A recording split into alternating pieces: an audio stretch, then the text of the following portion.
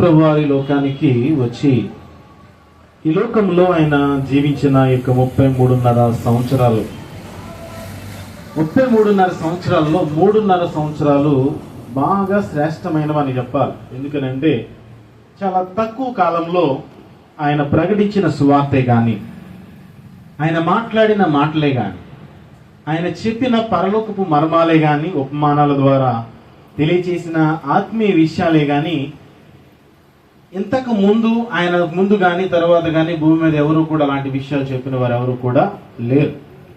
అయితే ఆయన ఎప్పుడూ కూడా తెలియచేసేది ఏంటి అని గమనించగలిగితే, ఎప్పుడూ కూడా ఆయన రాజ్యం గురించి మాట్లాడుతూ ఉండేవాడు. ఆయన రాజ్యం నుంచి భూలోకానికి మన దగ్గరకు వచ్చాడు అని, మరలా ఆయన తిరిగి వెళ్ళిపోతాను అని అన్నట్టుగానే వెళ్ళిపోయారు. వెళ్ళిపోయి ఆయన మనకి ఒక వాగ్దానాన్ని ఇచ్చాడు. ఏంటి అని అంటే, నేను వెళ్ళి మీకోసం స్థలాన్ని సిద్ధపరుస్తాను అన్నాడు. ఏం సిద్ధపరుస్తాడంట? ఎవరు? దేవుడే సాక్షాత్. ఎక్కడ? భూమి మీద కాదు, ఆయన రాజ్యంలో. పరమ తండ్రితో నీవు నేను కుమారులము కుమార్తెలయ్యేటట్టుగా ఉండాలని ఒక వాగ్దానాన్ని దేవుడు మనకిచ్చి వెళ్ళిపోయాడు. రైట్? అయితే ఈ వాగ్దానము పొందుకున్న వారు ఎంతమంది? ఈ వాగ్దాన విషయం ప్రయాసపడుతుంది ఎంతమంది? ఈ వాగ్దాన విషయం కోసం సిద్ధపడిన వారు ఎంతమంది అని మనం గమనించగలిగితే చాలా తక్కువగా, అంటే చాలా తక్కువగా ఉన్నామని చెప్పాలి. ఒక చిన్న ప్రశ్న మనల్ని వేసుకుని ముందుకు వెళదాం. నువ్వు ఈ వాగ్దాన రాజ్యములో లేదా వాగ్దాన భూమిలో లేదు పరమ తండ్రితో కుమారుడుగా కుమార్తెగా ఉండడానికి సిద్ధపడ్డావా? నా ప్రశ్న అర్థమైందా? అర్థం కాదు.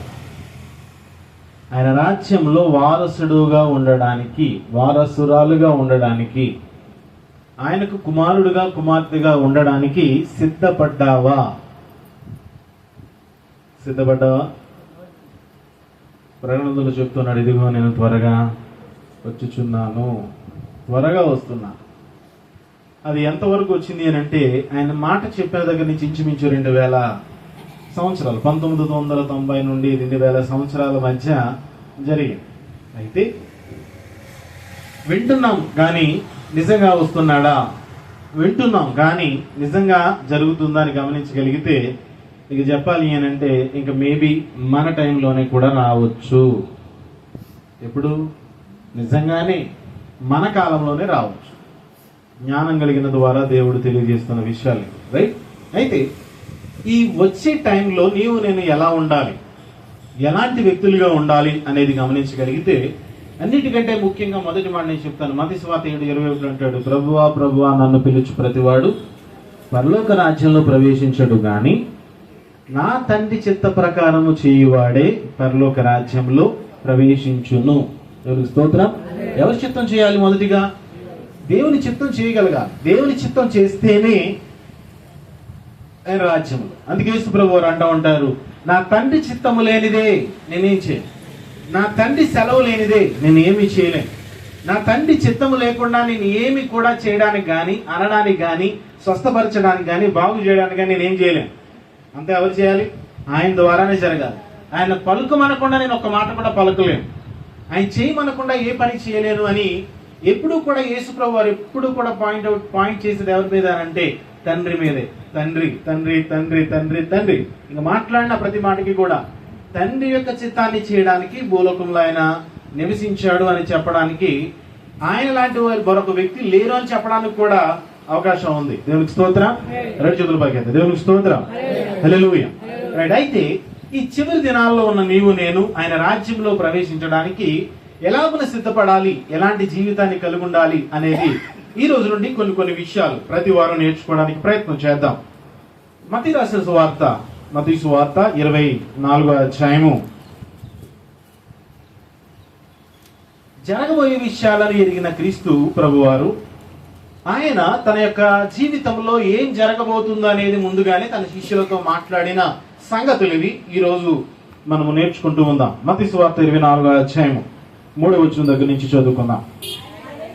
ఆయన ఒలీవ కొండ మీద కూర్చుని ఉన్నప్పుడు శిష్యులు ఆయన యొద్దకు వచ్చి ఏకాంతముగా వచ్చి, ఇవి ఎప్పుడు జరుగును, నీ రాకడను ఈ యుగ సమాప్తికి సూచనలేవి మాతో చెప్పుమనగా, యేసు వారితో ఇట్లనెను. యేసు ప్రభు వారు తన శిష్యులతో చెప్తూ ఉన్నాడు, ఈ రోజు నీతో నాతో కూడా చెప్తూ ఉన్నాడు ఆయన. ఎవడును మిమ్మును మోసపరచకుండా చూచుకొనుడి. ఏంటండి? ఎవడును మిమ్మును మోసపరచకుండా చూచుకొనుడి. ఆయనను ఎదుర్కోవడానికి చివరి దినాలలో యుగ సమాప్తిలో ఉన్న సమయంలో ప్రతి ఒక్క వ్యక్తి యొక్క జీవితంలో ఎలాగుండాలి, వారు ఎలా జీవించాలి అనేది ఆయన తెలియజేస్తూ అంటున్నాడు. ఎవరు మిమ్మల్ని మోసపరచకుండా చూసుకోండి. ఏం పరచకుండా? మోసపరచకుండా చూసుకోండి. రైట్? అక్కడ చూస్తే ఎక్కడ ఏ వ్యక్తులు అని గమనించగలిగితే సింపుల్ గా ఆయన చెప్తూ ఉన్నాడు. ఒకసారి అదే అధ్యాయంలో 23వ వచనం, ఆ కాలమందు ఎవడైనను ఇదిగో క్రీస్తు ఇక్కడ ఉన్నాడు అక్కడ ఉన్నాడు అని చెప్పిన ఎడల నమ్మకుడి. ఏంటి? ఎలా మోసం చేస్తారో చెప్తున్నాడు ఆయన. మిమ్మల్ని మోసపరచకుండా చూసుకోండి. మిమ్మల్ని ఎవడు మోసం చేయకుండా చూసుకోండి. అంటే చివరి దినాల్లో ఏం జరుగుతుంది? ఎక్కువగా చెప్పండి, ఏం జరుగుతుంది? చెప్పాలి. ఏం జరుగుతుంది? మోసం. ఏం మోసం జరుగుతుంది అని అంటే, నేనే క్రీస్తుని అని వస్తారంట. అదేనా? అబద్ధ క్రీస్తులను. రైట్? 23 మరలా చదువుతున్నా. ఆ కాలం మంది ఎవడైనను ఇదిగో క్రీస్తు ఇక్కడ ఉన్నాడు అక్కడ ఉన్నాడు అని చెప్పిన ఎడల నమ్మకుడి. ఏం చేయకూడదంట? ఒకవేళ ఎవరు నీకు చెప్పారు రాజమండ్రిలో క్రీస్తు ఉన్నాడు అని చెప్తే ఏం చేస్తావు? ఈ క్రీస్తు కూడా ఏం చేస్తాడంటే స్వస్థతలు చేస్తాడు. ఈ క్రీస్తు కూడా ఏం చేస్తాడు అంటే అనేకమైన అద్భుత కార్యాలు కూడా చేస్తాడు. ఈ క్రీస్తు కూడా ఏంటి అని అంటే అనేక మంది దెయ్యాలు కూడా వెలగొడతాడు. అయితే ఇదిగో ఇక్కడ ఉన్నాడు క్రీస్తు అక్కడ ఉన్నాడు క్రీస్తు అని అంటే ఏం చేయకూడదంట? నిజం చెప్పండి, చెరుకు మిల్లో యేసు ప్రభు ఉన్నాడు అని అంటే ఎంతమంది వెళ్ళకుండా ఇక్కడ ఉండగలరు? చెప్పండి పర్లేదు. చెరుకు మిల్లోనే యేసు ప్రభు ఉన్నాడు, యేసు ప్రభువే ఆయన ఇలా పుట్టాడు, ఆయనే ఆ మరొక అవతారం అని అన్నారు అనుకోండి, ఏం చేస్తారు? నా కాళ్ళు ఇప్పుడు బాగు చేయించుకోలేళ్ళి ముసలి వాళ్ళందరూ ఆటో కట్టించేస్తారు. ఆటో కట్టించేసి వెళ్ళిపోవాలి, క్రీస్తు దగ్గరికి వెళ్ళిపోవాలి. ఆయనే క్రీస్తు, ఆయన జుట్టు అలాగే ఉంది, ఆయన రూపం అలాగే ఉంది, ఆయన చూడడానికి అలానే ఉన్నాడు, ఆయనే యేసు ప్రభు, వెళ్ళిపోవాలి అక్కడికి అని చెప్పానని వెళ్ళిపోతారు. ఎంతమంది వెళ్ళిపోతారు? కాళ్ళు నొప్పులు ఉన్నాయి, చేతి నొప్పులు వచ్చినాయి, తలపోటు వచ్చింది, అది వచ్చింది, ఇది వచ్చింది, ఆ అవసరత ఉంది, ఈ అవసరత ఉంది, ఇబ్బంది ఉంది, వెళ్ళి ప్రార్థన చేయించుకుని రావాలి. ఎంతమంది పరిగెడుతున్నా అలాగా? తర్వాత 24, అబద్ధపు క్రీస్తులను అబద్ధపు ప్రవక్తలను వచ్చి సాధ్యమైతే ఏర్పరచబడిన వారిని సహితము. ఏర్పరచబడిన వాళ్ళు అంటే విశ్వాసంలో బాగా పునాదుల్లో ఉన్నోళ్ళు అనమాట. విశ్వాసంలో ఆల్రెడీ ఇక చెప్పాలంటే మన భాషలో ముదిరిపోయిన వాళ్ళు అనమాట. అలాంటి విశ్వాసంలోనే బాగా నా అంత భక్తిపరురాలు భక్తిపరుడు లేడు అనే స్థితిలో ఉన్న వాళ్ళను కూడా అబద్ధపు ప్రవక్తలు అబద్ధపు క్రీస్తులను వచ్చి వాళ్ళ కూడా మోసం చేస్తారట. చూడండి అక్కడ, మోసపరచుటకై గొప్ప సూచక్రియలను మహత్కార్యములను కనపరిచెదరు. ఏం చేస్తారు? గొప్ప సూచక్రియ చేస్తారంట, మహత్కార్యాలు చేస్తారంట. ఇప్పుడు ఏం చేస్తాం? అక్కడ పరిగెడతాం. ఒక ఆయన సోమవారం ఒక చోట స్వస్థత చాలా వేసాల, సోమవారం ఓ చోట, మంగళవారం ఓ చోట, బుధవారం ఓ చోట, గురువారం ఓ చోట, శుక్రవారం మరో చోట, శనివారం కూడా మరో చోట, ఆదివారం రెస్ట్. ఎవరికి ఆదివారం ఎందుకు పెట్టట్లేదు స్వస్థల? ఆదివారం జనాలు పోగు చేయలేదు. మిగతా రోజులైతే ఇక్కడ ఆదివారం పని మానేసి ప్రార్థనకు రారు, అక్కడ స్వస్థత కోసం ఎక్కడ పరిగెడతారు? పని మానేసి మరి వెళ్తారు స్వస్థత కోసం. అంటే యేసు ప్రభుని దేవుడు ఏం చేశారంటే ఓ స్వస్థతల దేవుడిగా చేసేసి ఇంకా స్వస్థతల కోసమే జరుగుతుంది ఇంకా ప్రార్థన అక్కడ, అంతే. ఇక నీకు ఏం లేదు. నీకు మళ్ళీ తాళం కడతారు అక్కడ. ఏంటంటే 7 వారాలు, 21 వారాలు, 14 వారాలు, 7 వారాలు 3 సార్లు, 7 వారాలు 7 సార్లు. అబద్ధపు క్రీస్తులను, అబద్ధపు ప్రవక్తలను వచ్చి గొప్ప కార్యములు, మహత్కార్యములు చేస్తారు. పరిగెడుతున్నావా? ప్రవక్తలు ఆడుతున్నావా? ఏం లేదు, వెళ్ళు. కానీ జరిగేది ఏంటి అని అంటే అదే, వాళ్ళు వచ్చి నిన్ను మోసపరుస్తున్నారు, మహత్కార్యాలు కూడా చేస్తున్నారు. జాగ్రత్త. చివరి దినాల్లో జరిగే రోజులు, చివరి దినాల్లో ఇలానే ఉంటుంది. ఇప్పటికీ ఇంచుమించు 3000 మంది నేనే క్రీస్తునని చెప్పుకుని తిరిగారంట ఇప్పటిదాకా. ఏమని? నేనే క్రీస్తునని 3000 మంది పైబడి యేసు ప్రభు వారి యొక్క తరం నుంచి, ఆయన దాటిన తరువాత నుండి స్టిల్ ఇప్పటి వరకు కూడా 3000 మంది పైబడి నేనే క్రీస్తునే చెప్పు తిరుగుతున్నారంట. నేను స్తోత్రం. దేవుడు నన్నే సేవకుడిగా ఎంచుకున్నాడు, మిగతా ఎవరిని ఎంచుకోలేదని. నేనే క్రీస్తు పంపిన రాయబారిని, మీరు మిగతా వాళ్ళందరూ కూడా కాదు అని, నేనే దేవుణ్ణి, ఇంకా దేవుడు ఎవరు కాదు అని, ఆయనే సాక్షాత్తు ఆయన రూపమే, నేనే రెండవ క్రీస్తు, రెండవ రాకల్లో వచ్చే క్రీస్తు నేనే అని చెప్పుకుని తిరిగే వాళ్ళు 3000 మంది పైబడి. అంటే చివరి దినాల్లో జరిగే మోసం ఎంత అనంటే గొప్ప కార్యాల మీద, మహత్కార్యాల మీద, స్వస్థతల మీద. ఇంకా చెప్పాలి అనంటే నేనే క్రీస్తునని చెప్పి మోసపుచ్చే పరిస్థితులు చాలా చాలా ఉండబోతాయని దేవుడు ముందుగానే తెలియచేశాడు. నమ్మిన వారు దేవునికి స్తోత్రం చెల్లించుదాం. హల్లెలూయా. రైట్. ఎందుకు చేస్తారంట చూడండి. మళ్ళా అబద్ధపు క్రీస్తులను, అబద్ధపు ప్రవక్తలను వచ్చి సాధ్యమైతే ఏర్పరచబడిన వారిని సహితము మోసపరచుటకై. ఎవరిని మోసం చేయడానికి? ఆల్రెడీ విశ్వాసములో ఉన్నవారినే మోసం చేయడానికి. అవిశ్వాసులు ఎలాగూ పోతారు, వాళ్ళు మామూలే. ఆల్రెడీ విశ్వాసంలో నువ్వు పునాదిగా ఉన్నావు, దేవుని మీద ఆధారపడు, ప్రార్థనలోనే ఉన్నావు, దేవుడే కార్యం చేస్తాడు, దేవుని మీద ఆధారపడదాం, దేవుడే ఉన్నాడు అని ఆధారపడి నీ మీద కూడా నిన్ను మోసం చేయడానికి అలాంటి వాళ్ళు అందరూ కూడా. హల్లెలూయా. వారిని మోసం చేయడానికి గొప్ప సూచక్రియలను, మహత్కార్యములను కనపరిచెదరు. అంటే భక్తిహీనులకి ఇవన్నీ అవసరంలా. అర్థమైంది అనుకుంటున్నా. భక్తిహీనులకి ఇవన్నీ అవసరంలా. భక్తి పరులకు కావాలి ఏంటి అని అంటే వాళ్ళు చేసే గొప్ప కార్యాలు, సూచక్రియలు కావాలి. భక్తిహీనులకి ఎందుకు అవసరం లేదు? ఇదిగో క్రీస్తు అక్కడ ఉన్నాడంటే వాళ్ళు పరిగెడతారంతే. ఇదిగో క్రీస్తు ఇక్కడ ఉన్నాడు అని అంటే మీరు పరిగెడతారంతే. ఎందుకనంటే ఏం తెలియదు, వాక్యం తెలియదు, వాక్యం ఏం చెప్తుందో తెలియదు, వాక్యం ద్వారా ఏం మాట్లాడుతున్నాడో తెలియదు, దేనికోసం పరిగెడుతున్నామో తెలియదు. ఎవడో చెప్పాడు, పోతాం ఇంకంతే. కానీ వాక్యానుసారంగా జీవిస్తూ విశ్వాసంలో నిలకడగా ఉండి పరిశుద్ధంగా, నీతిగా, యథార్థంగా చివరిగా ప్రభు కోసం సిద్ధపడుతూ ఉండే వారిని కూడా మోసం చేయడానికి అద్భుత కార్యాలు జరుగుతాయి, గొప్ప కార్యాలు జరుగుతాయి. అంటే నిన్ను మోసం చేయడానికి, నీ భక్తిని కోలద్రోలడానికి, నీ విశ్వాసమును కోలద్రోలడానికి ఈ కార్యాల ద్వారా నువ్వు నేను ఏమైపోతావు అంటే చివరి దినాల్లో మోసపోతాం. దేవునికి స్తోత్రం. వచ్చిన మాట. మోసపోయావా? మోసపోయావా? ఇలాగ లేదన్నా పరిగెట్టి ప్రాకులాడావా?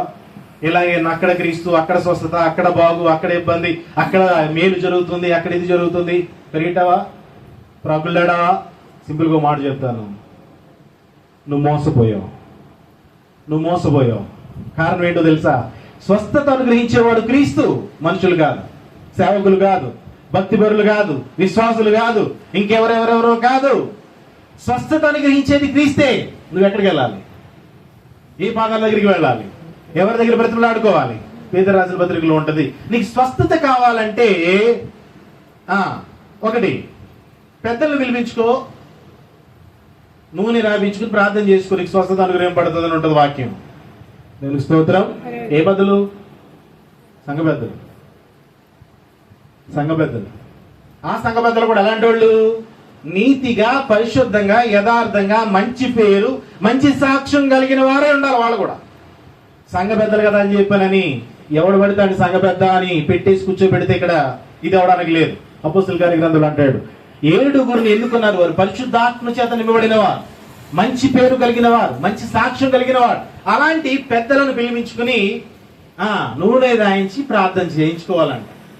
అంటే నీకు ఇతరుల యొక్క సహవాసంలో ప్రార్థన కావాలి, నీ తోటి వారి యొక్క ప్రార్థన కావాలి, నీకు సహాయం చేయడానికి, నీ ప్రార్థనకు నీకు సపోర్ట్ చేయడానికి కొంతమంది ప్రార్థనా గుంపు ద్వారా నీకు స్వస్థత అనుగ్రహింపబడుతుంది. నీకు ఏదైనా సమస్య అయినా కూడా అలాగ నువ్వు ప్రార్థించుకున్నప్పుడు, చేయించుకున్నప్పుడు ఖచ్చితంగా కార్యం జరుగుతుంది. అన్నిటికంటే ముఖ్యంగా నువ్వు క్రీస్తు మీద విశ్వాసం ఉంచినప్పుడు దేవుడు స్వస్థపరచగలిగిన వాడు. దేవుడికి స్తోత్రం. కానీ ఇప్పుడు ఏమవుతుంది? ప్రాకులాట, రావులపాలెం, అమలాపురం, సిద్ధాంతం, అక్కడ ఎక్కడ అది ఇది.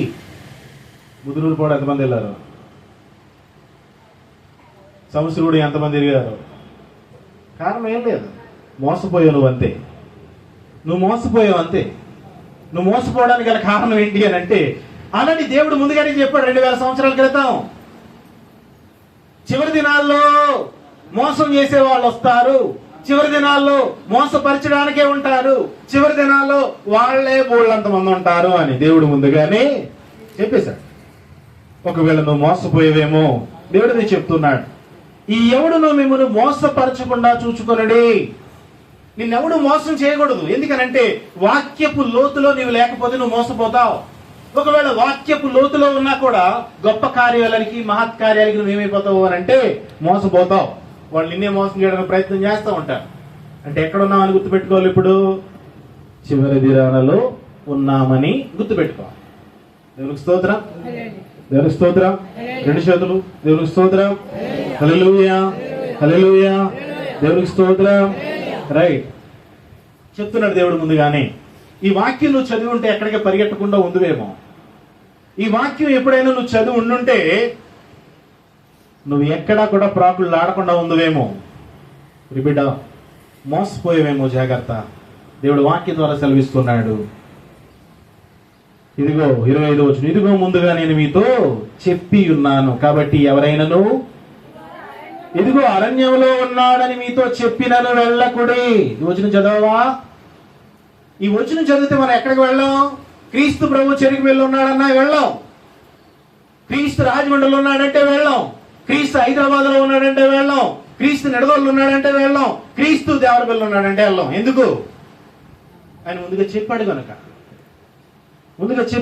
అదే అంటున్నాడు ఆయన. ఇదిగో ముందుగానే నేను మీతో చెప్పి ఉన్నాను కాబట్టి ఎవరైనా ఇదిగో అరణ్యంలో ఉన్నాడని, అక్కడ స్వస్థత చేస్తున్నాడని మీతో చెప్పినాను అక్కడికి వెళ్ళకుడు. ఇదిగో లోపల గదిలో ఉన్నాడని చెప్పినను, గదిలో ఉన్నాడని చెప్పినా, చెప్పండి, గదిలో ఉన్నాడని చెప్పినా, అరణ్యంలో ఉన్నాడని చెప్పినా, ఎక్కడో ఉన్నాడని చెప్పినా, అక్కడ ఉన్నాడన్నా, ఎక్కడున్నాడన్నా నమ్మదు. ఎందుకనంటే నువ్వు మోసపోతున్నావు. జాగ్రత్త. మోసపోతున్నావు అంటే అర్థం ఏంటో తెలుసా? నువ్వు చివరి దినాల్లో ఉన్నావు, బహు జాగ్రత్త. దేవుడు భూకంపాల గురించి ముందు మాట్లాడలేదు, వరదల గురించి ముందు మాట్లాడలా, ఇంకేదో వచ్చేస్తుంది కరువుల గురించి ముందు మాట్లాడలా, ఆ తర్వాత వచ్చినారు అవన్నీ. కానీ ముందు మాట్లాడింది ఏంటి అని అంటే వ్యక్తిగతంగా నువ్వు మోసపోయే పరిస్థితుల గురించి ముందుగా తెలియజేశాడు ఆయన. ఏంటది? ఎలా మోసపోతావో, నువ్వు మోసపోయే పరిస్థితి ఎట్లా ఉంటుందో, నువ్వు మోసపోతే ఎలా ఉంటావు అనేది దేవుడు ముందుగా తెలియజేస్తున్నాడు. మనుషుని గురించే ఆయన మాట్లాడుతూ ఉన్నాడు. రైట్, 27 చదువునా. మెరుపు తూర్పున పుట్టి పడమటి వరకు ఎలాగున కనబడదో అలాగే మనుష్య కుమారుని రాకడయు ఉండును. దేవునికి స్తోత్రం. ఆయన వచ్చేటప్పుడు ఆ మెరుపు, ఏదైతే మెరుపు వచ్చి వెంటనే ఇదైపోతుందో ఆ క్షణపాటు అంతే. ఆయన రాకడ కూడా అలానే ఉంటది. దేవునికి స్తోత్రం. ఒకవేళ సిద్ధపడ్డావా? సిద్ధపడలేదా? ఇక్కడ నిన్ను వదిలేస్తారు. ఆ తర్వాత శ్రమలు, బాధలు అవన్నీ తర్వాత దేవుని చిత్తాన్ని బట్టి ఒక్కొక్కటిగా నేర్చుకున్నాం. ముందు చివరి దినాల్లో మోసపోతాం, జాగ్రత్త. చివరి దినాల్లో మోసపోతారు అని ప్రభు ఈ విషయాలు ముందుగానే తెలియజేశాడు. ఇప్పుడు చెప్పండి, మొదటిగా అక్కడ క్రీస్తున్నాడు, ఎక్కడ క్రీస్తున్నాడు, అక్కడ స్వస్థత ఉంది, అక్కడ ఆరోగ్యం ఉంది, ఎక్కడ బాగా అయిపోతున్నాం, అక్కడ ఇది జరుగుతుంది అది జరుగుతుంది అంటే ఏం చేయాలి? ఇప్పుడు ఏం చేయాలి చెప్పండి? ఏం చేయాలి? వెళ్ళిపోవాలి. ఏం చేయాలి? అయ్యో ఏం చేయాలి? వెళ్ళిపోవాలి. ఇంకంతే. క్రీస్తు ప్రభుని ఉండి తెచ్చేసుకోవచ్చు కూడా వచ్చేటప్పుడు. ఎవరిని? క్రీస్తు ప్రభుని తెచ్చేసుకోవచ్చు. ఎందుకల్లా అక్కడ ఎవరున్నారు? ఆయన ఉన్నాడనే కదా, ఆయన కార్యం చేసేస్తాడనే కదా, ఆయన బాగు చేసేస్తాడనే కదా, ఆయన ఇంకేదో అప్పులు తీరిపోతున్నాయనే కదా. ఇప్పుడు అక్కడి నుంచి ఎవరు తెచ్చేసుకోవాలి? ఇప్పుడు క్రీస్తుని తెచ్చి ఇంట్లో వేసుకోవాలి. తెచ్చేసుకున్నావా? పెట్టేసుకున్నావా ఇంట్లో? స్తోత్రం. జాగ్రత్త, మోసపోకు. నువ్వు ఇలాంటి పరిస్థితుల్లో అక్కడ క్రీస్తు, ఎక్కడ క్రీస్తు, అక్కడ స్వస్థత, ఇక్కడ స్వస్థత, అక్కడ బాగు, ఇక్కడ బాగు, అక్కడ దేవుడు, ఎక్కడ దేవుడు. వచ్చిన మాట చెప్పనా? ఇక్కడ కార్యం జరగట్లేదు అని నీలో విశ్వాసం లేదు. అసలు విషయం అది. ఎక్కడో కార్యం జరుగుతుంది అంటే అక్కడ జరిగిపోతుందంటే విశ్వాసం పెట్టుకున్నావు. కానీ దేవుడు చెప్తున్నాడు, నువ్వు మోసపోతున్నావు, జాగ్రత్త.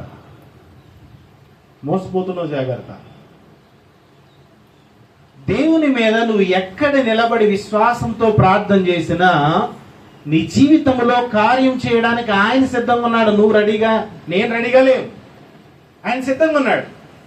విశ్వాసంతో నువ్వు ఎక్కడ నిలబడినా కానీ, అరణ్యంలో నిలబడినా, ఎడారిలో నిలబడినా, రైట్, ఏ దిక్కు తోచని పరిస్థితుల్లో నిలబడినా, ఇశ్రాయేలు ప్రజలకే 40 సంవత్సరాల ఆహారం ఇచ్చిన దేవుడు, బండ నుండి నీళ్ళు ఇచ్చిన దేవుడు, ఈవెన్ బట్టలు కూడా మాసిపోలేదు, చెప్పులు అరిగిపోలేదే 40 సంవత్సరాలు. మరి గొప్ప కార్యం చేసినప్పుడు నువ్వు ఎడారిలో నిలబడితే నీకు కార్యం చేయలేడా అంటే నీకు ఆయన మీద నమ్మకం లేదు, ఆయన మీద విశ్వాసం లేదు, ఆయన ఎవరు అనేది నువ్వు సరిగా గ్రహించలేదు. అసలు విషయం అది. కాబట్టి జాగ్రత్త, మోసపోకు. మరలా 4వ వచనం, ఎవడును మిమ్మను మోసపరచకుండా ఎవరు చూసుకోవాలి? మనం ఒక డైలాగ్ వేస్తాం, నన్ను ఎప్పుడు మోసం చేయలేడు. చెప్పారు ఎప్పుడన్నా? ఆడ మగ తేడా లేకుండా చెప్తాం, చిన్న పెద్ద తారతమ్యం లేకుండా చెప్తాం. ఏమని? నన్నెవడు. ఇక చెప్పనా, ఈ డైలాగ్ వేసిన వాళ్ళందరూ మోసపోతారు. ఖచ్చితంగా మోసపోతారు. ఏదో ఒక చోట తప్పించుకున్నా కానీ మరో చోట అయినా మోసపోతారు. కాబట్టి దేవుడు సెలవిస్తున్నాడు, జాగ్రత్త. ఏమంటున్నాడంటే, యుగ సమాప్తి సమయంలో జరిగేది వ్యక్తిగత జీవితంలో బహు జాగ్రత్తగా ఉండాలి. రైట్, ముందుగా నేను చెప్పాను, తండ్రి చిత్తం చేయడానికి ప్రయత్నం చేయి. ఎవరి చిత్తం చేయడానికి? మార్కు సత్యం.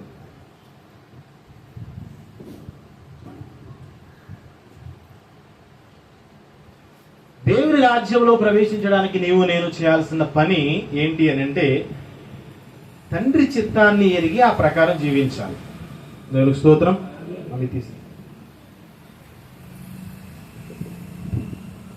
ఓకేనా? ఎవరి చిత్తం నెరవేర్చాలి?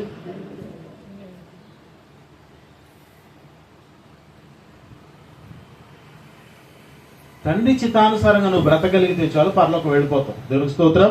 అయితే ఇప్పుడు ఎలా తండ్రి చిత్తము కాకుండా ఈ లోకంలో నువ్వు ఎలా ఉండాలి అనేది గమనించగలిగితే,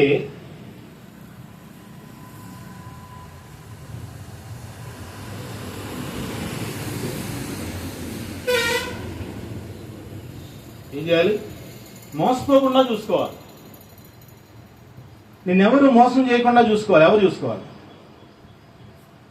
పాస్టర్ గారా?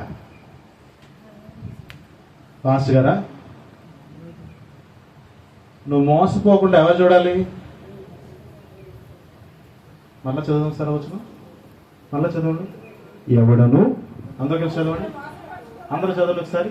ఎవడును మిమ్మును మోసపరచకుండా చూచుకొనుడి. ఎవరు?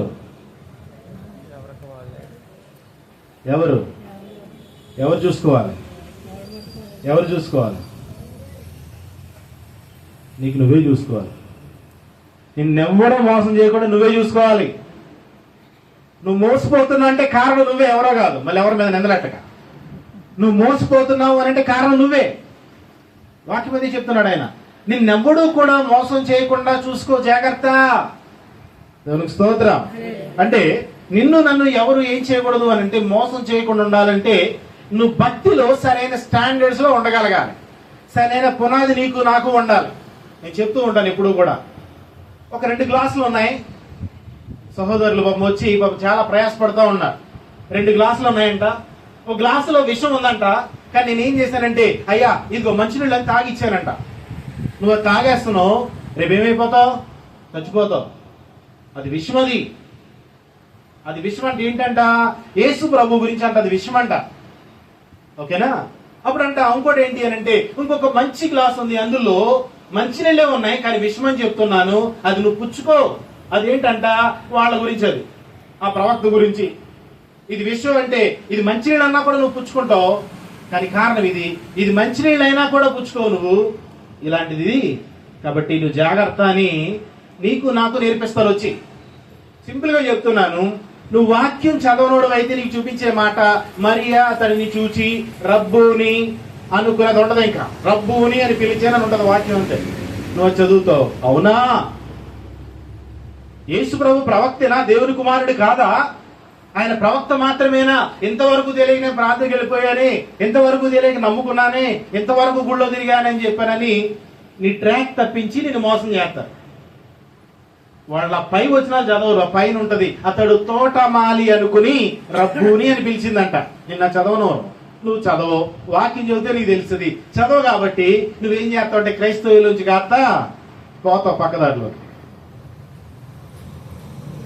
నిన్ను నన్ను మోసపుచ్చడానికి గల కారణాలు మనమే. మనల ద్వారానే మోసపోతున్నాం. మన ద్వారానే. భక్తిలో సరి అయిన నాణ్యత లేక, నీతి యథార్థతలో సరి అయిన నాణ్యత లేక, ప్రభు వారు బ్రతకమన్నట్టుగా బ్రతకలేక ఏం జరుగుతుంది అని అంటే, నీకు నాకు ఎవడో వచ్చి చిటుకులో మోసం చేస్తున్నారు, మోసపోతున్నాం. చాలా జాగ్రత్త, చాలా జాగ్రత్త. అది చెప్తున్నాడు ఆయన. చివరి దినాల్లో ఉన్నాం, మిమ్మల్ని ఎవ్వడు మోసం చేయకుండా చూసుకో. జాగ్రత్త. ప్రార్థన విషయంలో జాగ్రత్త, భక్తి విషయంలో జాగ్రత్త, నీతి యథార్థ విషయంలో జాగ్రత్త, ప్రభు మాటలు అనుసరించి నడుచుకోవడంలో జాగ్రత్త.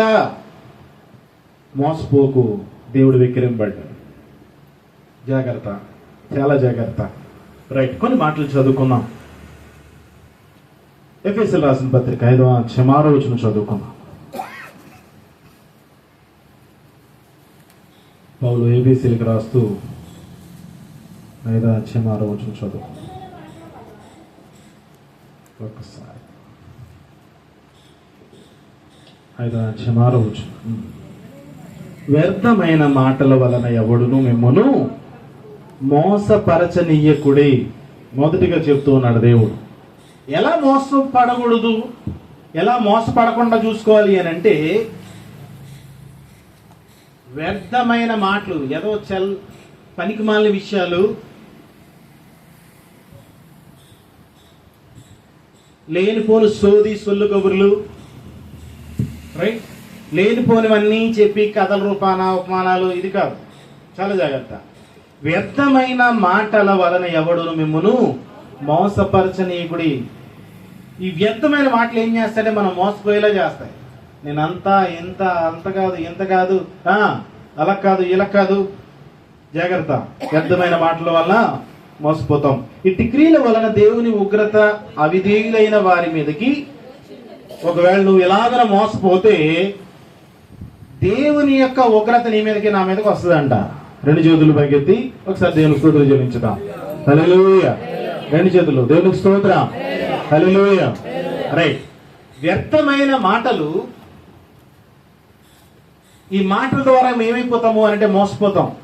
కాబట్టి జాగ్రత్త. ఇలాగ వ్యర్థమైన మాటల వలన మోసపోయేటట్టుగా ఉంటే అక్కడ అంటున్నాడు ఏమన్నా తెలుసా? అవిధేయులైన వారి మీదకి ఉగ్రత వస్తుంది. ఏమొస్తుంది? ఉగ్రత అంటే దేవుని కోపం.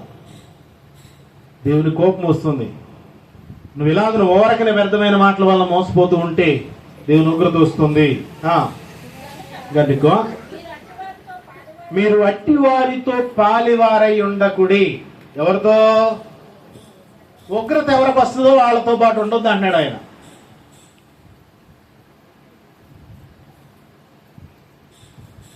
ఉగ్రత వస్తుందంట. ఈ ఉగ్రత వచ్చేవాళ్ళు ఎవరు అని అంటే వీళ్ళు వ్యర్థమైన మాటలు మాట్లాడేవాళ్ళు అనమాట. దేవుడు అన్నాడు వీళ్ళతో పాలి భాగస్తులే ఉండకండి అన్నాడు ఆయన. అర్థమైంది అనుకుంటున్నాను. అర్థం కాలేదా? మళ్ళీ చెప్తాను. వ్యర్థమైన మాటల చేత ఎవరిని మనల్ని మోసం చేయకుండా చూసుకోవాలి. ఒకవేళ వ్యర్థమైన మాటలతో మనం మోసపోయేటట్టుగా అవిధేయులుగా ఒకవేళ ఉంటే దేవుని ఉగ్రత వస్తుందంట. దేవుడు అంటున్నాడు ఒకవేళ నువ్వు ఇందులో లేకపోతే స్తోత్రం, ఇందులో ఉంటే జాగ్రత్త జాగ్రత్త, దేవుని ఉగ్రత ఉంటుంది. అలాంటి వాళ్ళతో సహవాసం విషయంలో జాగ్రత్త, అలాంటి వారితో జాగ్రత్తగా ఉండని దేవుడు సెలవిస్తున్నాడు. అదే అంటున్నాడు చూడండి, అట్టి వారితో పాలివారై ఉండకుడి. నువ్వు నోరు తెరిచినోడు పనికిమాలి చెత్తా చెదారం వాళ్ళ గురించి వీళ్ళ గురించి ఆ మాటలు ఈ మాటలు అనవసరం. ఇదిగో తెలుసా, నువ్వు నీ నోటి నుండి వచ్చే ప్రతి మాట దేవుడికి లెక్క చెప్పాలి. తెలుసా ఈ మాట? నోట్లోంచి మనం ఏం మాట్లాడినా, ఏ వ్యర్థమైన మాటలు మాట్లాడినా ఎవరికి లెక్క చెప్పాలి? చెప్పండి చెప్పండి. ఎవరికి? ఏం మాట్లాడినా సరే ఎవరికి చెప్పాలి లెక్క? అందరూ చెప్పండి. ఎవరికి?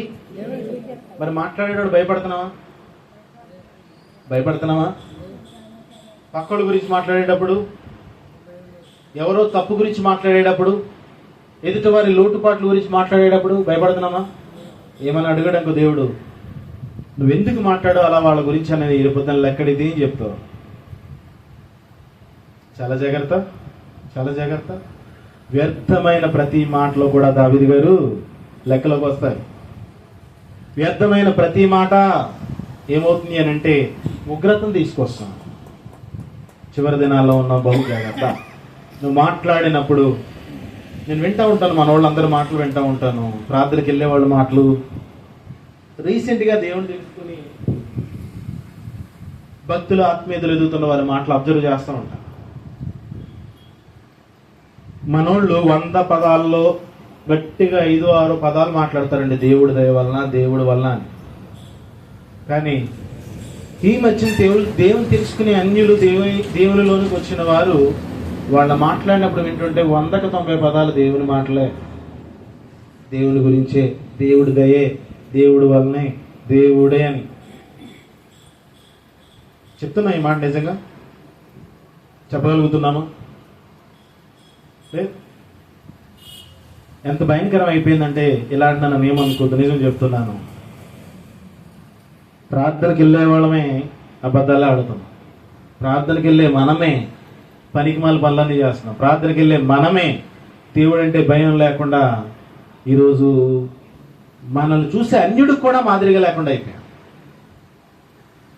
జాగ్రత్త. ముందుగా దేవుడు చెప్తున్నాడు నీ నోటి మాటలు చాలా జాగ్రత్త. వ్యర్థమైన మాటలు, పనికిమాలిన మాటలు, మాట్లాడకూడని మాటల ద్వారా నువ్వు దేవుని ఉగ్రతనే కొని తెచ్చుకుంటున్నావు. జాగ్రత్త. కాబట్టి నీ మాటలు జాగ్రత్త. వాక్యం చూపడుతుంది ఆయన ఆకాశం ముందు ఉన్నాడు, మన భూమి మీద ఉన్నాం. మనము ఎలా ఉండాలి అని అంటే ఆయన పాదాల దగ్గర ఉన్న మన మాటలు కొద్దిగా ఉండాలంట. ఎలా ఉండాలి? కొద్దిగా, చాలా తక్కువగా ఉండాలంట. సులమాన్ అంటాడు నువ్వు ఎంత తక్కువగా మాట్లాడగలిగితే జ్ఞాని అనిపించుకుంటావు అంటున్నాడు ఆయన. దేవునికి స్తోత్రం. కాబట్టి జాగ్రత్త, నీ నోటి మాటలు జాగ్రత్త. అంటే మాటల ద్వారా ఏమైపోతాం? మోసపోతున్నాం. రెండోది ఉగ్రత కొని తెచ్చుకుంటున్నాం. జాగ్రత్త. రైట్. రెండో దాని దగ్గరికి వెళ్దాం. 2 కొలస్సీలు రాసిన పత్రిక, కొలస్సీలు రాసిన పత్రిక 2వ అధ్యాయం 8వ వచనం.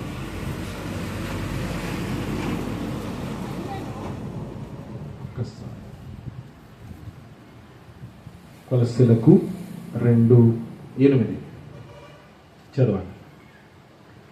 ఆయనను అనుసరింపక, ఓకేనా? ఆయనను అనుసరింపక మనుషుల పారంపర్యాచారమును అనగా ఈ లోక సంబంధమైన మూలపాఠములను అనుసరించి మోసకరమైన నిరర్ధక తత్వజ్ఞానము చేత మిమ్మును చెరపట్టుకొని పోవాడైనను ఉండునేమో అని జాగ్రత్తగా ఉండుడి. మనుషుల పారంపర్యాచారము, మనుషుల పారంపర్యాచారము అనంటే మనుషులు పెట్టిన పద్ధతులు ఏవైతే ఉన్నాయో వాటి విషయంలో జాగ్రత్త అని దేవుడు తెలియజేస్తున్నాడు. చిన్న మాట నేను చెప్పాలి. మన ఇంట్లో పెళ్ళి ఏదో జరుగుతుంది, నువ్వు ఎలా నడుచుకుంటావు? నిద్రపోతున్న వాళ్ళందరూ దేవుని స్తోత్రం చెప్పండి. నిద్రపోతున్న వాళ్ళందరూ దేవుని స్తోత్రం చెప్పండి. హల్లెలూయా, హల్లెలూయా, హల్లెలూయా. రెండు చేతులు దేవునికి స్తోత్రం. హల్లెలూయా. జోలపాటలో ఉందా? దేవునికి స్తోత్రం. సరే, నీ ఇంట్లో పెళ్లి జరుగుతుంది, నువ్వు ఏమేం చేస్తావు చెప్పు.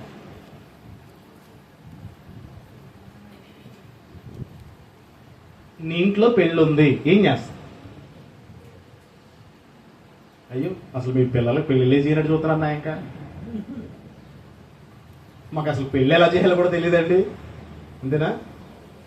చెప్పండి, మీ ఇంట్లో పెళ్ళి ఏం చేస్తారు?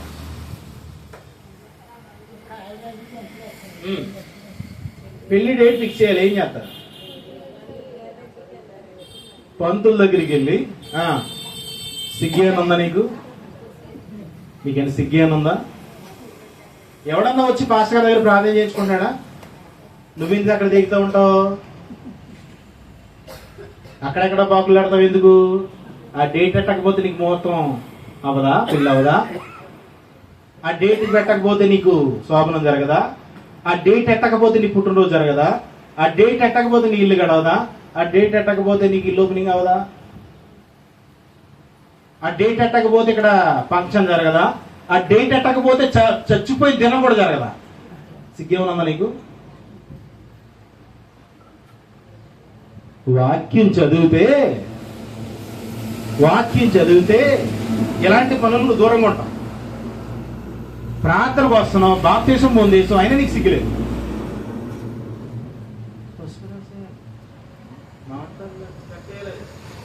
ముహూర్తం పెట్టించుకొచ్చేయాలి, కార్డులు పంచినప్పుడు ఆ మూల ఈ మూల. సిగ్గులేదు, నీకు అసలు సిగ్గే లేదు. చెప్తున్నా కదా, నువ్వు మోసపోతున్నావు. ప్రార్థనకు వచ్చి నువ్వే మోసపోతున్నావు బిడ్డ. వాక్యం చదువుతున్నానని భ్రమపడుతున్నా, నువ్వు మోసపోతున్నావు. బాప్తీసం పొందిన నువ్వే మోసపోతున్నావు. ఎలాగో తెలుసా?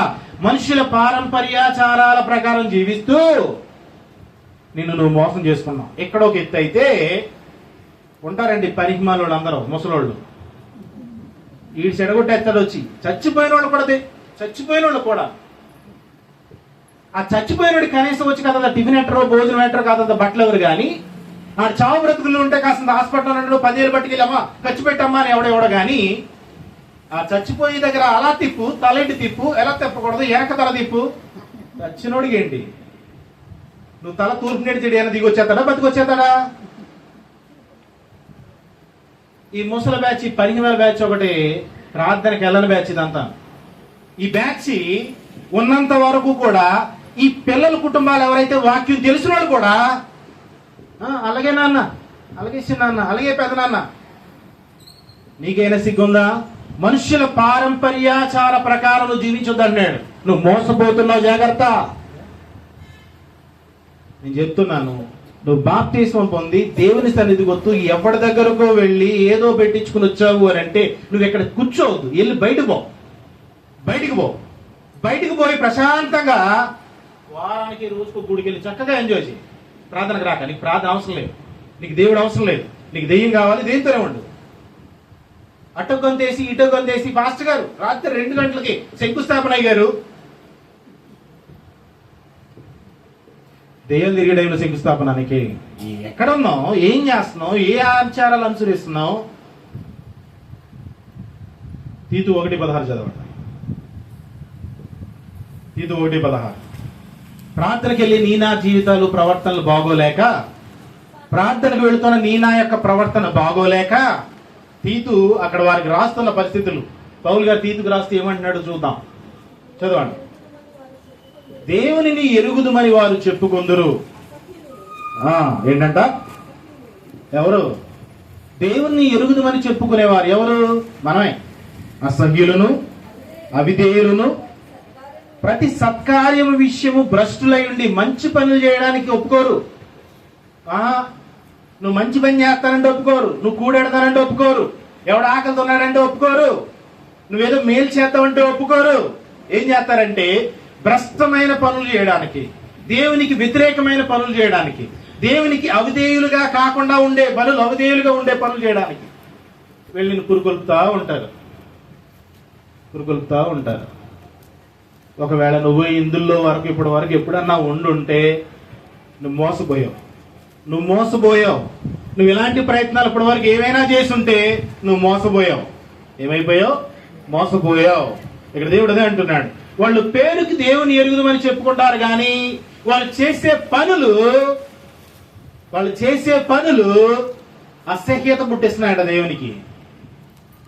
బిడ్డ, ప్రార్థనకు వస్తున్న నీవు నేనే మన పనుల ద్వారా దేవునికి ఉగ్రత తెప్పించేటట్టుగా ఉంటే ఇప్పుడు చెప్పు, మోసపోయేది నువ్వా, దేవుణ్ణి ఎరిగిన అన్యుడా? ఎవరు మోసపోతున్నారు? అన్నీ తెలిసిన నువ్వు నేనే, వాక్యాన్ని ఎరిగిన నువ్వు నేనే, ప్రార్థనకు వస్తున్న నీవు నేనే. మన మాటల్లో మోసపోతున్నాం, రెండోది మన ప్రవర్తన ద్వారా మోసపోతున్నాం. ఒకసారి వెనక్కి వెళ్దాం. కొలస్సీయులకు రాసిన పత్రిక 2:8. ఆయనను అనుసరింపగా నువ్వు మనుషుల పారంపర్యాచార ప్రకారం అనుసరిస్తున్నావు అంటే దేవుడిని అనుసరించట్లేదని అర్థం. అదే చెప్తున్నాడు ఆయన. ఆయనను అనుసరింపక మనుష్యుల పారంపర్యాచారమును అనగా ఈ లోక సంబంధమైన మూలపాఠములను అనుసరించి మోసకరమైన నిరర్ధక తత్వజ్ఞానము చేత మిమ్మల్ని చెరపట్టుకొని పోవాడు ఎవడైనను ఉండునేమో అని జాగ్రత్తగా ఉండుడి. బిడ్డ, మోసపోతున్నామేమో జాగ్రత్త, మాటలను బట్టి మోసపోతున్నామేమో జాగ్రత్త. ఈ లోకమైన వ్యర్థమైన మాటలతో పాటు ఈ మూల పారంపర్యాచారాల ప్రకారం ఒకవేళ మోసపోతున్నామేమో జాగ్రత్త. ఆడేవాడు అంటున్నాడు, మా ఊళ్ళకి ఇది లేదు. ఏంటంట తెలుసా? చచ్చిపోయిన తర్వాత దిన కార్యక్రమం పెట్టుకునే అదే లేదంట. ఇంకొకటి అంటున్నాడు, మా ఊళ్ళకి అసలు మా ఊళ్ళకి ఇది లేదు. అసలు మా ఊళ్ళు ఖచ్చితంగా ఏం చేస్తారు అని అంటే కప్పెట్టరు, కాల్చి వచ్చేస్తారు అంతే. బయట కూడా మనకు సంబంధం లేదు. కానీ ప్రార్థనకు వస్తున్న నువ్వు నేను ఎలా ఉంటున్నామో జాగ్రత్త. మనుషుల పారంపర్యాచారం ప్రకారం అనుసరించి నడుచుకుంటే ఏమనుకోవద్దు. మంగళవారం కార్యక్రమం పెట్టకూడదు. పెడతావా? పెట్టవు. చచ్చిపోయినాడు దిన శుక్రవారం పెట్టవు.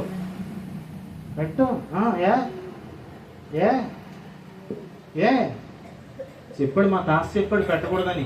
ఎందుకు అడిగే తెలియదు కానీ చెప్పాడు. నువ్వేం చేస్తావు? తెయ్యో బొబ్బరిగిలు అంట. అలాగే బాబాయ్, అలాగే నాన్న పెట్టేస్తాను, శుక్రవారం పెట్టినాను, శనివారం పెడతాను. ఎవరి దగ్గరికి వెళ్ళి ముహూర్తం పెట్టించుకొని ఆదివారం పెట్టేయాలి. ఇల్లు ఓపెనింగ్ అని పెట్టేయాలి, పెళ్ళి అయినా చేసేయాలి, పుట్టినరోజు అయినా చేసేయాలి, దినమైనా చేసేయాలి. నేను ఆదివారం వచ్చి అంతేనా? పాస్టర్ గారి దగ్గర కనీసం అయ్యగారు మీకు ఎప్పుడు ఖాళీ ఉందని ఎప్పుడు అడిగావో? ఇది రాదు ఎప్పుడు. పాస్టర్ గారు మీకు ఖాళీ ఎప్పుడైతే అప్పుడు మా ఇంటికి మీటింగ్ పెట్టండి. లేదు మీకు ఖాళీ ఎప్పుడంటే ఆ రోజు మా ఇంటి దగ్గర ఫంక్షన్ చేయండి. మీకు ఖాళీ ఎప్పుడంటే మేము పెళ్ళి అప్పుడు పెట్టుకుంటామని ఎవరన్నా అడిగారు ఎప్పుడన్నా? ఎవరన్నా అడిగారా? నేను మా ప్రశాంత్ ఉదయని చెప్తున్నాను. స్టార్టింగ్లో అప్పుడే కొత్త కదా, నేను ఇక్కడికి 2017 కదండి, 17 ఇల్లు ఓపెనింగ్ పెట్టింది మా ప్రశాంత్. మళ్ళీ ఇప్పుడు ప్రశాంత్. అయితే ఆ రోజు నాకు ఫోన్ చేశారండి సాయంత్రం. అదే ఇల్లు ఓపెనింగ్ అని చెప్పారు అయ్యగారు. సాయంత్రం 7:30కి ఏం చేయాలి? కరెక్ట్గా 7:30కి కట్ చేసేయాలన్నా. నేను అమ్మా నీకు నిండా వందనాలు, నువ్వు ఎక్కడెక్కడో ఇదయ్యి నా దగ్గరకు వచ్చి పలానా టైం అంటే నేను అసలు రాను మీ ఇంటికి. మీరు ఏం చేసుకుంటారో చేసేసుకోండి, మీరు రాకపోయినా ఇబ్బంది లేదు, నేను లేకపోయినా మీరు సంతోషంగా చేసుకోండి, నేను వచ్చి మరలా ఇబ్బంది పడ్డం ఎందుకు, నేను రాలేనమ్మా టైంకి అని చెప్పానని నేను చెప్పేశాను. వాళ్ళు ప్రేమతో స్వీకరించారండి. నేను ప్రార్థన ఎన్నింటికి పెట్టారో తెలుసా? ఎన్ని గంటలకు పెట్టారండి? 8ంటికి పెట్టాను. 9:30కో 9ంటికో కట్ చేసామండి. దేవునికి స్తోత్రం. స్వీకరించారు. దేవునికి స్తోత్రం. నాకు తెలియకుండా చాలా మంది చాలా ప్రయాసపడ్డారు. నాకు తెలియదు, మీకు తెలియదు, నాకు తెలుసు. మీరు ఎక్కడికి వెళ్తారో, ఏం పెట్టుకుంటారో, ఎక్కడెక్కడ బ్రోకర్లు వెళ్తారో.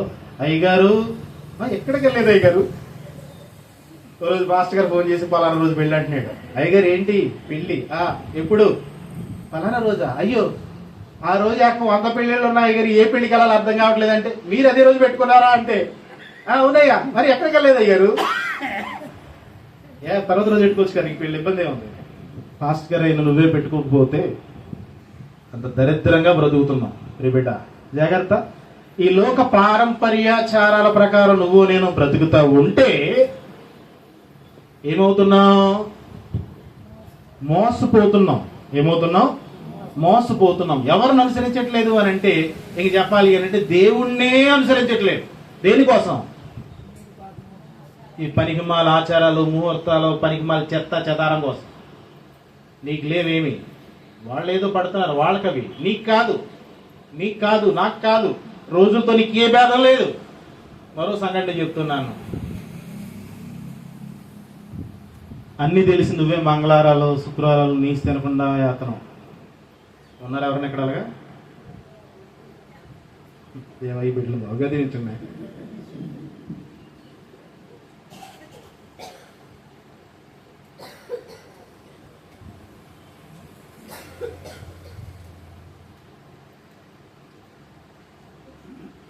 దేవునికి స్తోత్రం.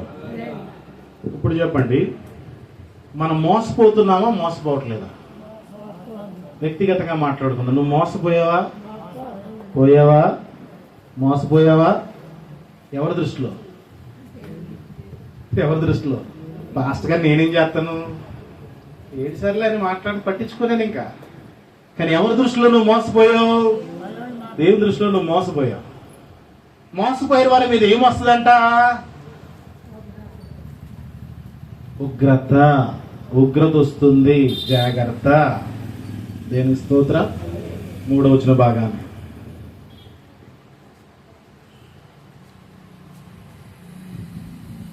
18వ వచనం చదవండి. అందులోనే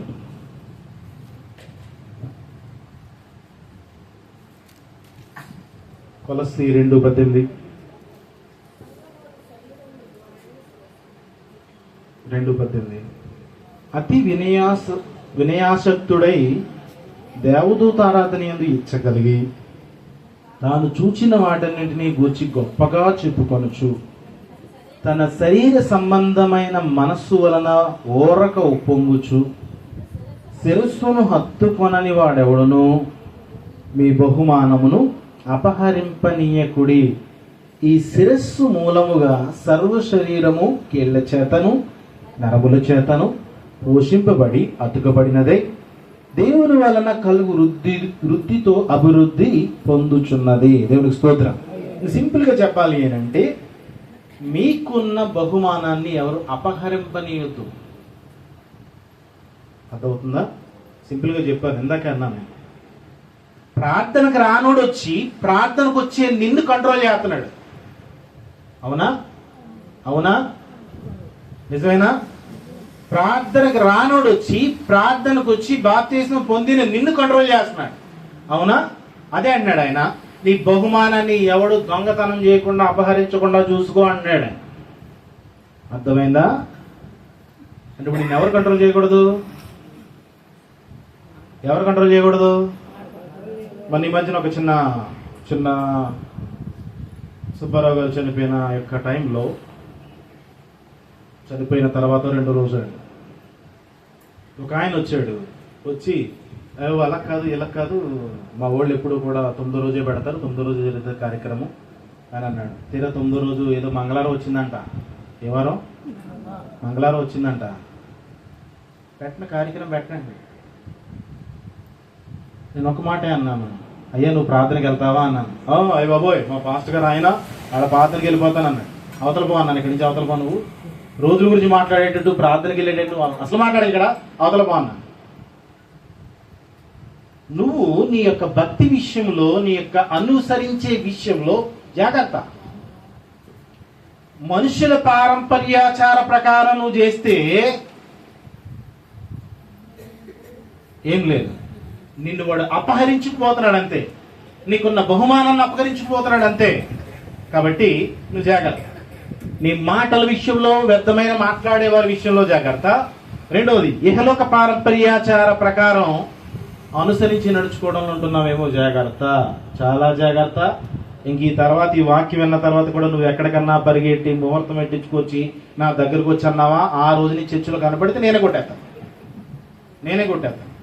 చర్చి గేటు దగ్గర కూడా రాకు, నువ్వు అవతల మళ్ళీ పాటగారు ప్రార్థన చేయండి అనక అసలు. దేవునికి స్తోత్రం. రైట్, తెలుస్తుంది. నువ్వు ఒక్కదాని వెళ్ళొస్తే నాకు 100 మంది చెప్తారు. మొదటి యోహాను పత్రిక 4:1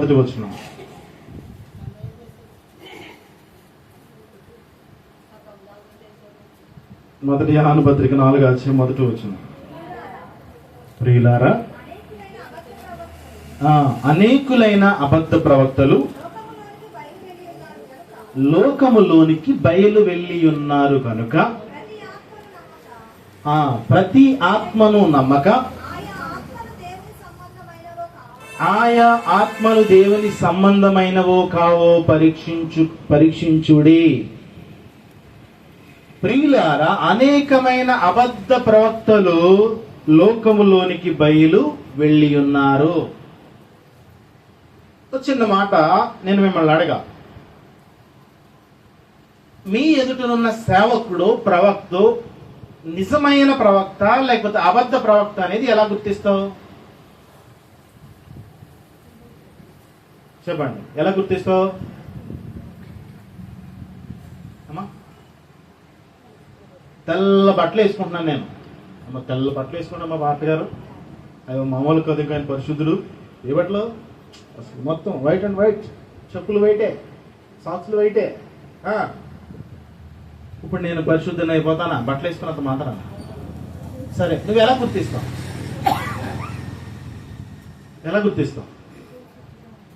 ఆ ప్రవక్త, సేవకుడు అబద్ధమైన ప్రవక్త లేకపోతే నిజమైన ప్రవక్త అనేది ఎలా గుర్తిస్తావు?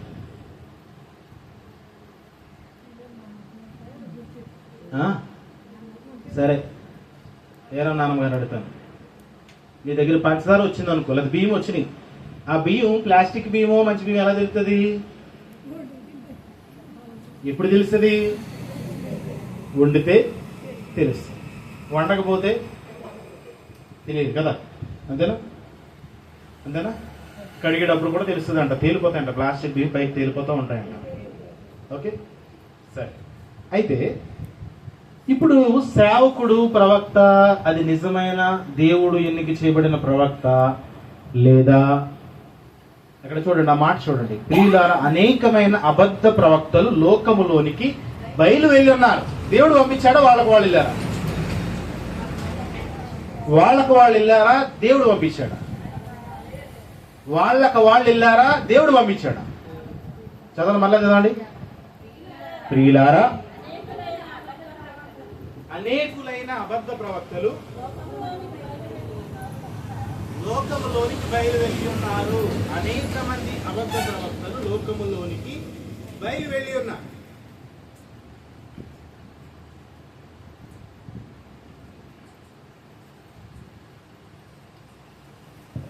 లాస్ట్ టైం జాన్ గారు అని ఒక స్కూల్ మాస్టర్ నేను కలిసానండి, కొవ్వూరు. ఆయన రెడ్డి గారు వాళ్ళ స్కూల్ టీచర్ గారు, ఆయన హెచ్ఎం గారు. ఆయన కలిసినప్పుడు, ఆయనతో నేను సంభాషిస్తున్నప్పుడు ఈలో మీరు ఆలోచించండి, నేను ఆయన ఒక విషయం చెప్పాను. ఒక ఊరికి ఆయన పంపించారు, ఆ ఊర్లో స్కూలే లేదంట, అసలు స్కూలే లేదు. అలాంటి చోట కొత్త స్కూల్ కట్టి ఫస్ట్ గా ఊరికి పంపించిన మాస్టర్ ఈయనే. పంపించిన తర్వాత జరిగింది ఏంటి అని అంటే, ఈయన కొంచెం భక్తి కలిగిన వాడు. ఏం చేస్తూ ఉండేవాడు అంటే, వచ్చిన బిడ్డలు చాలా దారుణంగా ఉండేవాడు. బూతులు మాట్లాడతా, చాలా చిరాగ్గా అల్లరి చేస్తూ, కోతు పనులు చేస్తుంటే ఈయన రోజు వాళ్ళని ఒక సంవత్సరం టైం పట్టింది జాగ్రత్తగా మార్చుకుంటూ, వాళ్ళ మాట తీరు మారుస్తూ, అలవాట్లు మారుస్తూ, వేసుకునే వస్త్రధారణ మారుస్తూ ఈ చిన్న పిల్లల్ని కంట్రోల్ చేయడం మొదలుపెట్టాడు. జాయిగా వీళ్ళకి జాయిగా దేవుని భయాన్ని తెలియజేస్తే ఏం చేశాడు అని అంటే, ఈలోపు వేళ్ళని బట్టి వాళ్ళ తల్లిదండ్రులు కూడా కాస్త మార్పులు చేర్పులు జరుగుతూ ఉన్నాయి. ఆ ఊర్లో మందిరమే లేదు అసలు. అయితే ఒకరోజు ఒక సేవకుడు ఆ ప్రాంతానికి వచ్చాడు. వచ్చిన తర్వాత జరిగింది ఏంటి అని అంటే, ఆయన వచ్చాడు, చక్కగా ఈ పిల్లలు వెళ్ళడం మొదలు పెట్టారండి. ఎందుకంటే బడిలో వీళ్ళకి ఏమైంది, దేవుని భయం జాయిగా నేర్పించడం మొదలు పెట్టాడు. ఆయన స్కూల్ టీచర్ కనుక నేర్పిస్తున్నాడు, నేర్పించి జాయికి పంపిస్తున్నాడు. ఇది ఆ పిల్లలు ఆ ప్రార్థనకు కూడా వెళ్ళడం, సండే స్కూల్కి వెళ్ళడం మొదలు పెట్టారు. వీళ్ళ ప్రవర్తన చూసిన తల్లిదండ్రులు కూడా ఏమయ్యారు అని అంటే వాళ్ళు కూడా ప్రార్థనకు వెళ్ళడం మొదలు పెట్టారు. తెలుసా మీకు? అయితే జరిగింది ఏంటి అని అంటే, కొన్ని సంవత్సరాలు గడిచింది. ఆయనకి 2 కూతుర్లు, చక్కగా పెళ్లి చేశాడు ఆయన. అందులో ఒక ఆయన మళ్ళా గవర్నమెంట్ టీచరు, గవర్నమెంట్ ఉద్యోగం.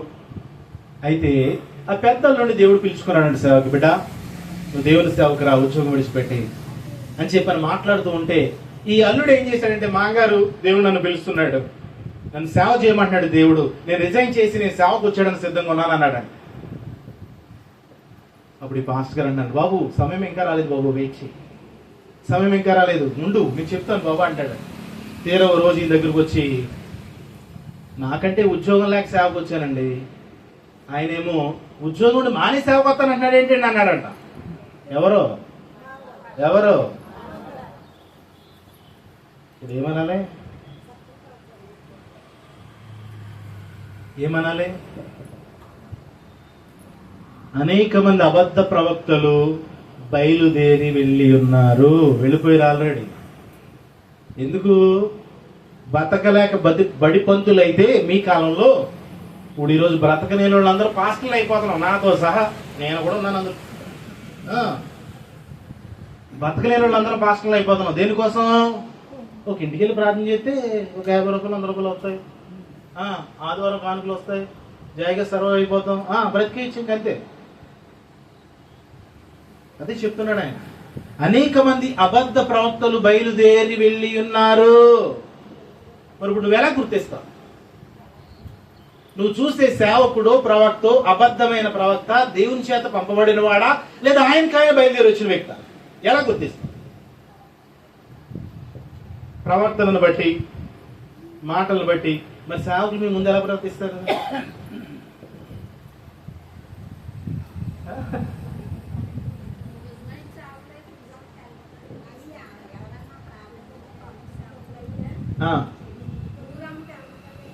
నిజమైన సేవకులైతే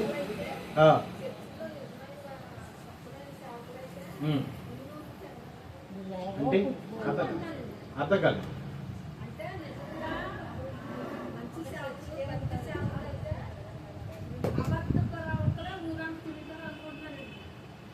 అలా నీ కాదులేండి, గృహదర్శనం నేను మీరు బాగోలేదు, నేను రావాలా?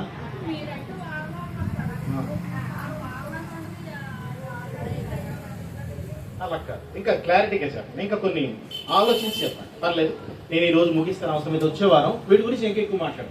ఈ రోజు మన డిస్కషన్ ఇక్కడ క్లోజ్ చేస్తాం. ఓకే, ఒక ప్రవక్త లేదా ఒక సేవకుడు అబద్ధమైన ప్రవక్త లేదా దేవుని చేత పంపబడిన వాడా కాదా అనేది ఎలా గుర్తించగలరు మీరు? అమ్మా, దెయ్యం కూడా ప్రసంగం చేస్తుంది, సీరియస్గా దెయ్యం కూడా చాలా పెద్ద ప్రసంగాలు చేయగలదు. ఇప్పుడు చెప్పండి. ఇంకా ప్రవక్త అబద్ధమైన వాడా, ఆయనకాయన వచ్చిన వాడా, దేవుని చేత పంపబడిన వాడా, ఇది ఎలా గుర్తిస్తుంది?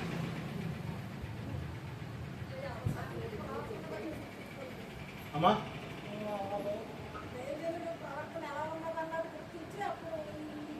మీ ముందుకు ఎందుకు అలా ప్రవర్తిస్తాం? అదే కదా ఇప్పుడు ఇక్కడ అదే కదా చెప్తున్నాను నేను.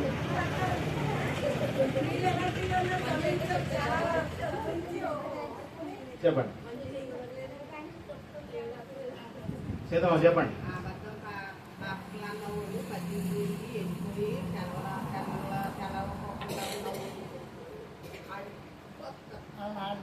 అలా కదా, అలా కదా. మన ఊర్లో మేబీ నేనే అవ్వచ్చు కూడా, ఎవరి మీద నేను పెట్టట్లా, ఎవరినో నేను అనట్లా. ఇప్పుడు నేనే అబద్ధమైన ప్రవక్తనా, లేదా దేవుడు పంపించిన ప్రవక్తనా, లేదా దేవుడు పంపించిన సేవకున్నా, నేనే అబద్ధమైన సేవకున్నా అనేది ఎలా గుర్తిస్తానని అంటున్నా. అబద్ధమైన సేవకులైతే చెప్పండి, అర్థం కాలేదు.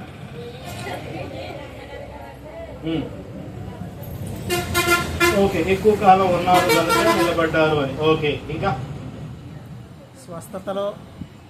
స్వస్థత కార్యాలు, స్వస్థతలు, మంచి ఆరోగ్యం, డబ్బు సంపాదించుకోవడం, ఇటువంటి వాటి గురించే తప్ప కష్టాలు శ్రమలు యేసయ్య మార్గంలో నడిపితే కష్టాలు వస్తాయి, శ్రమలు వస్తాయి, యేసు ప్రభువుని నమ్ముకుని ఆ మార్గంలో నడవాలనే విధానం కాకుండా వేరే రకంగా ఆశీర్వాదాల స్వస్థతల గురించి ఏ వాక్యం చెప్పినా ప్రతి వాక్యంలో అది ఖచ్చితంగా ఉంటది. అది ఉన్నవాళ్ళు అబద్ధ ప్రవక్తలండి నాకు తెలిసి.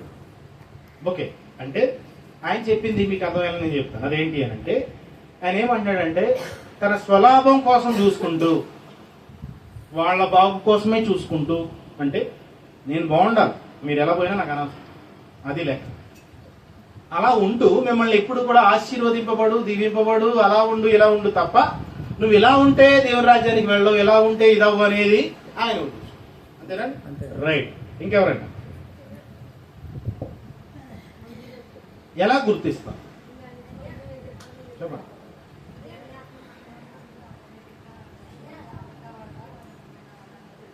దేవుని ఆత్మ ఉందా, దేవుందా మనలో?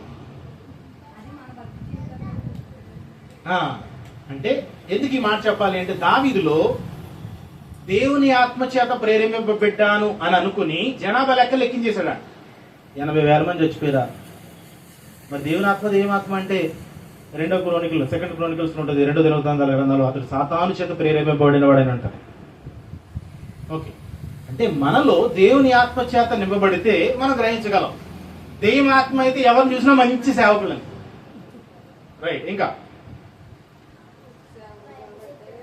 సంతోష్ చెప్పండి.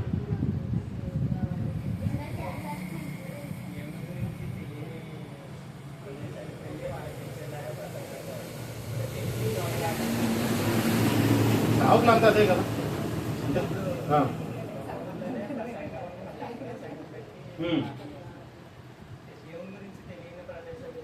అక్కడికి వెళ్ళి ఎవరు చేయట్లేదు.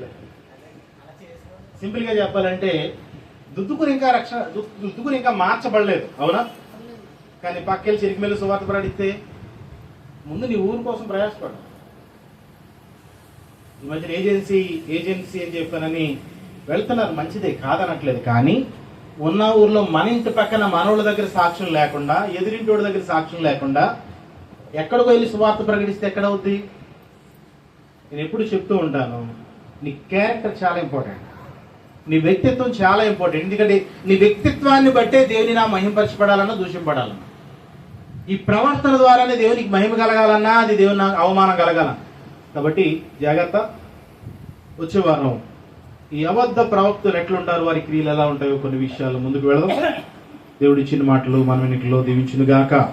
కాబట్టి జాగ్రత్త.